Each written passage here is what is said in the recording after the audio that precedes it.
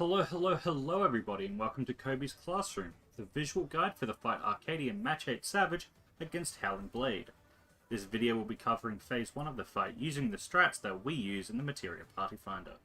The mechanics in this fight aren't too complicated, they're just fast and hit hard. So without further ado, let's get into it. The fight begins with extra planar pursuit, or raid wide. Next up, we get either Stonefang or Windfang. I'll show you Stonefang first. We handle this mechanic at our colour waymarks. The boss spawns some drones cleaving either the cardinals or intercardinals. For Stonefang, we need to be spread out at the wall. This is the cardinal version, and this is the intercardinal version. The other option is Windfang, where we go in for a donut and do pairs.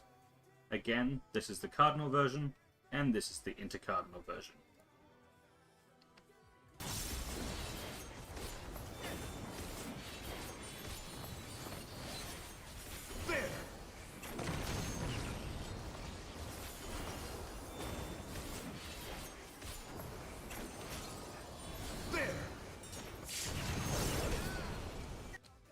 Next up, we have another mechanic with two options, either Eminent Rain or Revolutionary Rain. I'll show you Eminent first. For this, the boss shows 3 clones. When the cast finishes, he jumps to one of them, he turns around, and dashes directly across the arena. We want to chase him to this position. The next Wolves Rain cast will fire large tank buster cleaves at the tanks, and smaller 3-person stack cleaves at the healers.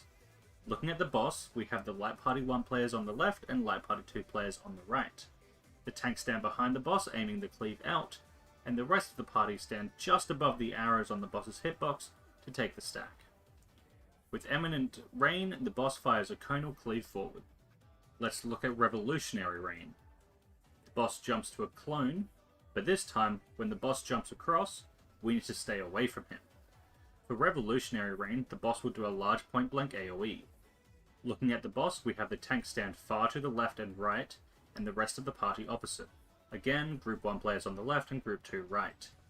The cast finishes and the cleaves and AoE go off. There's some things you can use to help you position for this. If I overlay the circles again, you can see that the tanks stand just behind the ones on the side, and if I overlay the dash, you can see that the groups stand just inside the AoE. This mechanic ends with an extra planar pursuit raid wide. I wonder if you can keep up.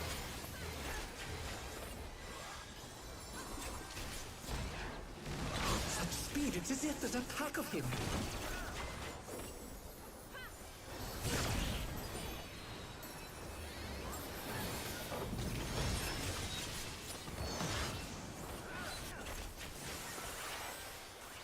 I wonder if you can keep up.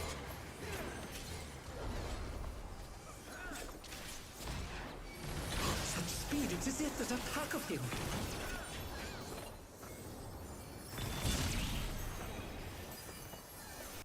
The next major mechanic is Millennial Decay. This starts with a raid wide. A green wolf head will appear at the north or south. These will fire line AoEs in the order they spawn. The boss starts casting Arrow 3, which will knock back all players. More wolf heads keep spawning. You need to check if they spawn clockwise or counterclockwise. About halfway through the arrow cast, one roll gets marked with spread AoEs. These players take it at their intercardinal colorway mark. The cast finishes, and the first wolf head goes off. I recommend using your knockback immunity to avoid the knockback. Afterwards, the spread AoEs go off, and you have to quickly rotate to avoid the next head. The other roll will then get spread AoEs. To handle these, we have the melees rotate far to the next intercardinal in the direction of rotation. The ranged players will lag behind. Again, when the spread goes off, quickly move to avoid the head. Afterwards, 4 wolf heads spawn on the cardinal or intercardinals and tether to a roll. Towers spawn on the other, and we get another Arrow 3 cast. To handle this, the tethered players need to get knocked back opposite their tethered head to stretch the tether. The other players will get knocked back into the tower at their color waymark. Make sure to stand behind the head to avoid the conal, and the boss starts casting Tracking Tremors, which is a party stack that hits 8 times. We just take this in the middle. This all ends with an extra planar pursuit raid wide. Let's take a look at another version of this. The head spawns in the south, and they continue spawning clockwise this time. The DPS have the spreads and head to their color waymark. The spreads go off, and everyone rotates clockwise. The supports get their spreads, melee's running far. The final head goes off. The DPS are tethered, so supports are taking the towers. Everyone gets knocked back. And then we handle the stack and the raid wide. With Fenrir's might, I rouse the storm.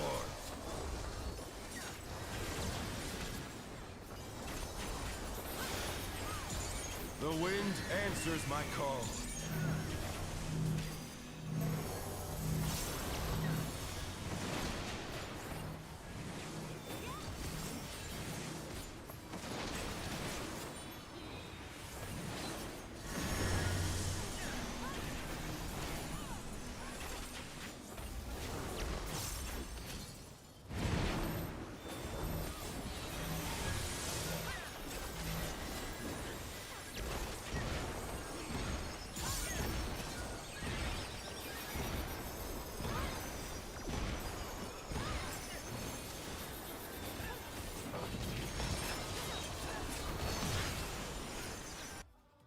Great Divide is a line stack tank buster. You can just invuln this. Terrestrial Titans will spawn 2 towers and opposite cardinals. We get a Titanic Pursuit raid wide that also cuts the towers diagonally. When these towers fall, they leave 2 diagonally opposite intercardinals safe. The cut lines on the towers actually point towards the safe intercards, so in this case, 1 and 3 are safe. A group of drones spawn on the other cardinals. One is in a plus shape and the other is in an X shape. The intercardinal on the same side as the X-shaped drone will be safe. The towers fall, and the drones shoot. Afterwards, we get another Revolutionary or Eminent Rain. This one is always the opposite of the first one.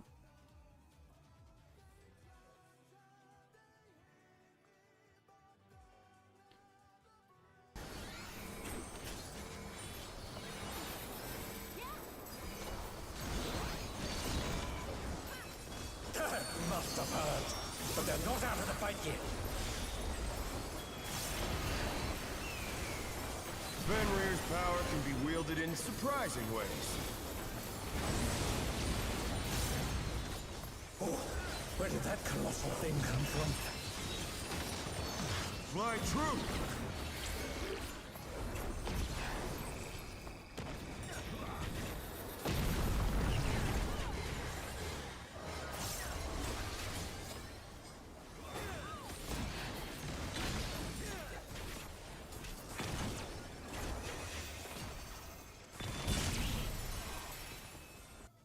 The boss jumps to the north and casts Tactical Pack, starting the ad phase.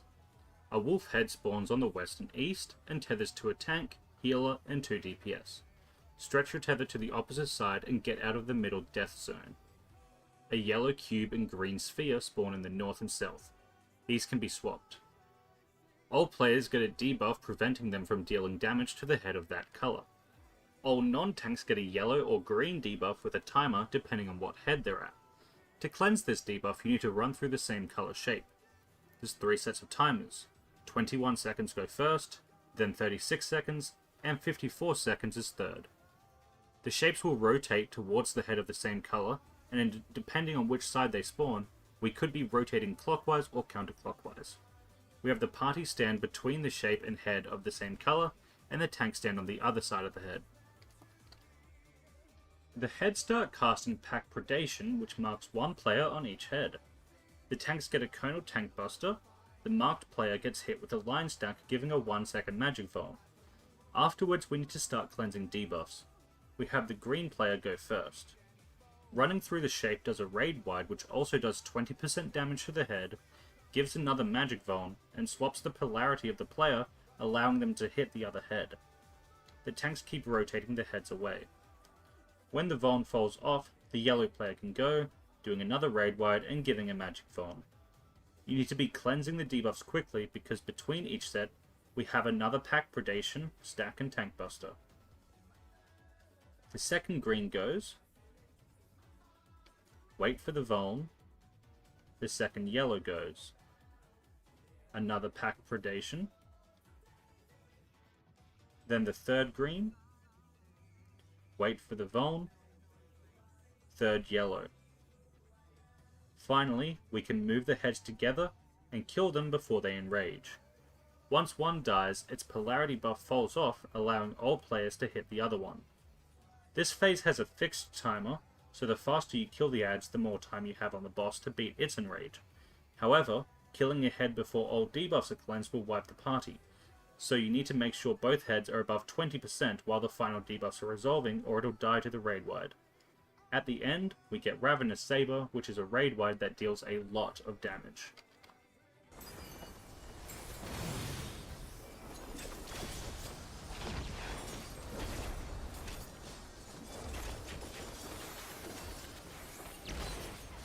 Not bad.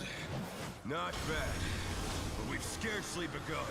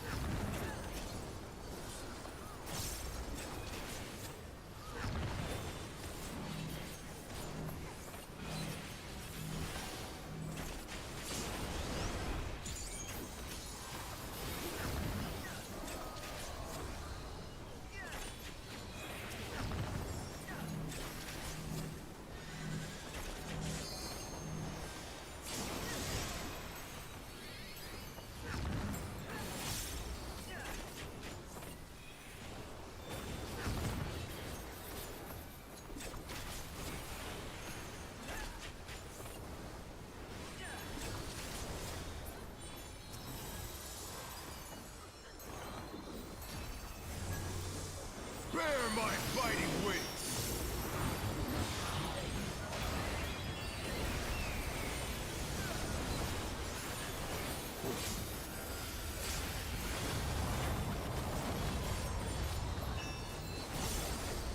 The next major mechanic is Terrestrial Rage.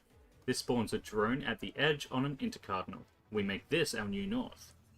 All players of one role get a spread AoE, one player of the other role gets a stack marker. We have players spread to these positions relative to the corner drone, with the stack in the middle. If the supports had the spreads, they'd be here. The first drones go off, and we move in to avoid the second set as the spreads and stack resolve. Next, the other role gets the spread and stack. Some clones spawn in one of two fixed patterns, and we have fixed positions. The stack gets taken at the clone that's at A or 2. The other players spread to these clones. If the DPS had the spread instead, they'd be here. Here's the other possible clone spawn. The clones do line AoEs in front of them, and the spreads and stack resolve. Afterwards, some wolf heads spawn in the other clone pattern, just rotate to be behind a head. Finally, we get an Eminent or Revolutionary Rain. At the end of this one though, the boss spawns two heads, which shoot line AoEs to avoid.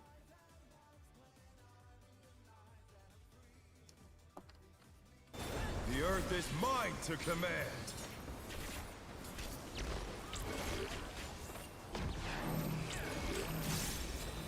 A pack of wolves!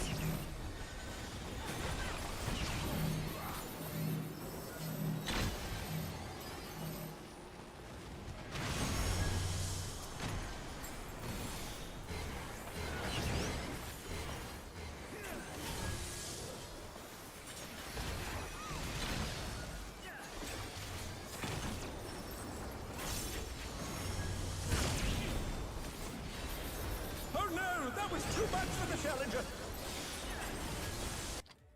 We get another Great Divide Tank Buster, which can be invulned again. And now we have the final mechanic, Beckon Moonlight. When the cast finishes, a clone spawns on a cardinal, and then 3 more spawn clockwise or counterclockwise.